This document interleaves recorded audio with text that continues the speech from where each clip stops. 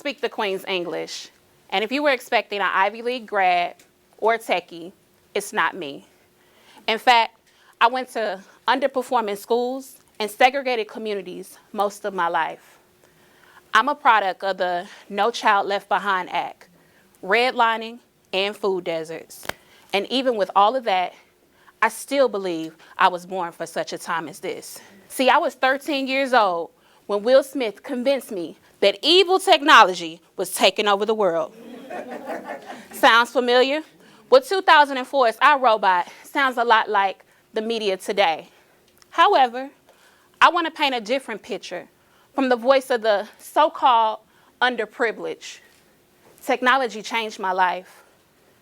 I remember the first time that my teacher used a smartboard and controlled all the computers in the classroom, and how I lit up from being amazed. And created my first MySpace page, connecting with people all over the world with one click. Some of y'all remember, it was lit. Technology always made me feel like I could do anything, because I could see anything with the flick of my wrist. I'm a third-generation entrepreneur, and I say this with pride. My daddy and my grandma used opportunities with tech advancements to make a living for our family. Don't get it twisted. They will always remind us about how good we got it, because in their day, it was this or that. To tell you the truth, I never really knew we had any disadvantages in life, because my family always used what they had in their hand. Don't laugh. I thought we were rich growing up until I met real rich people. My dad drove cabs for 40 years. He even owned his own cab, which was uncommon for his time. Daddy was that guy.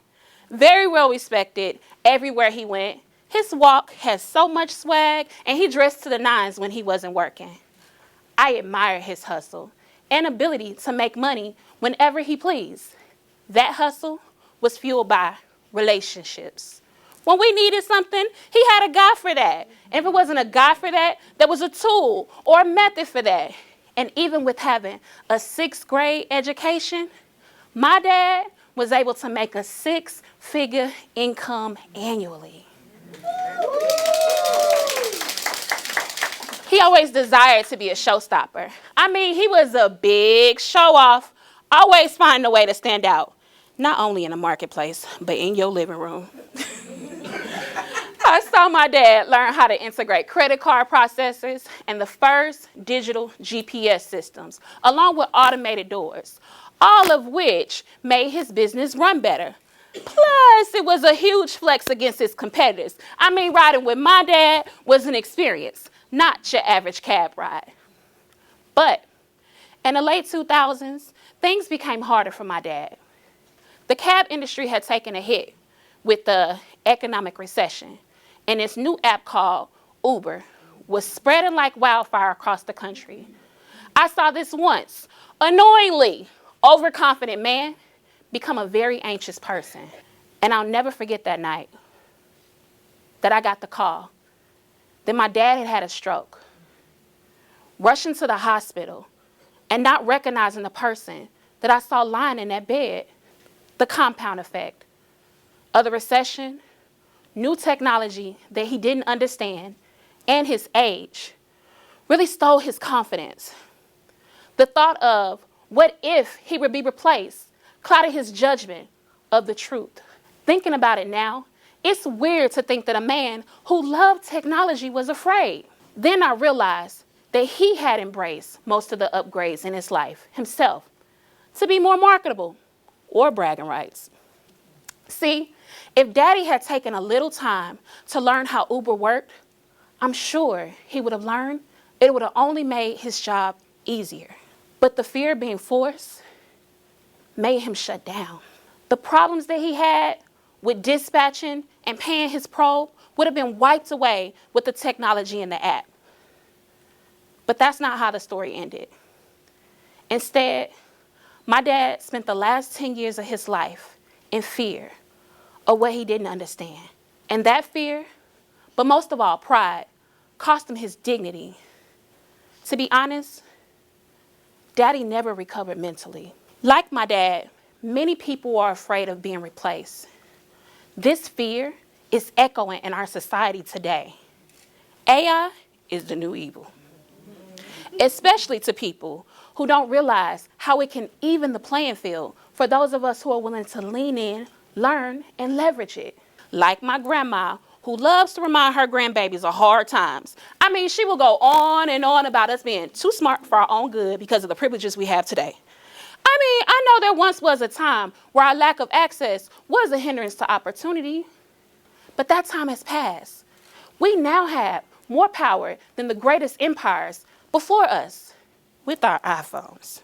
The truth is, the power of technology gives ordinary people superpowers. We all have the knowledge of good and evil at our fingertips. You ready for some even better news? If you've been in your industry for more than 10 years, you have something. Like my dad had things that an ordinary Uber driver didn't. Relationships and experience. We can use our experience to create new outcomes with things like prompt engineering, guiding AI to a quicker and more accurate outcome. The one thing that will not change is the currency of relationships and your life experiences. How we connect with people may change, but human connection will not change. How we leverage experiences may change, but they are valuable for our future. We can use systems like CRMs, customer relationship managers, to make our human connections scalable. That one-to-one experience my dad gave people could have become a one-to-many leveraging apps like Uber and Lyft. Nothing can replace the emotion of human connection, but tech can strengthen our user experiences. Things that we view as evil can be used for good. We all have giants in our life that have been too big to fight alone. Lack of education, your physical location, poverty, generational trauma. It's time to change our relationships with these systematic giants by using this slingshot called artificial intelligence. People are calling this artificial intelligence, but this technology is leveling us up. This technology is our vibranium, the great equalizer. And if you can free your mind from the fear of change, AI can free you from the life barriers that were unfair to you. How, you ask? Use what's in your hand. We all can get an Ivy League education. We all can get access to the latest information. We all can create a different reality if we just lean in. So now, I'm asking you, are you willing to change your relationship with AI? Instead of fearing all of the things that can go wrong, it's time to think about all of the things that can go right. Underfunded schools can use AI-infused curriculums to teach children. Doctors can research symptoms to diagnose patients faster. And everyday employees can use AI to work in their zone of genius. Don't believe me? Well, these things I named are already happening. Just Google it. And if a once high school dropout, first generation college graduate, Afrobeat loving, country grammar having, big body Benz girl from St. Louis like me, become a highly requested speaker, trainer, and create campaigns amongst the likes of doctors, lawyers, scientists, and politicians, leveraging AI as a teammate, so can you. Don't miss this moment. Popeye had spinach. Mario had mushrooms. You and I have AI. And with AI, the sky is not the limit, but it's the starting point. Thank you. Yeah.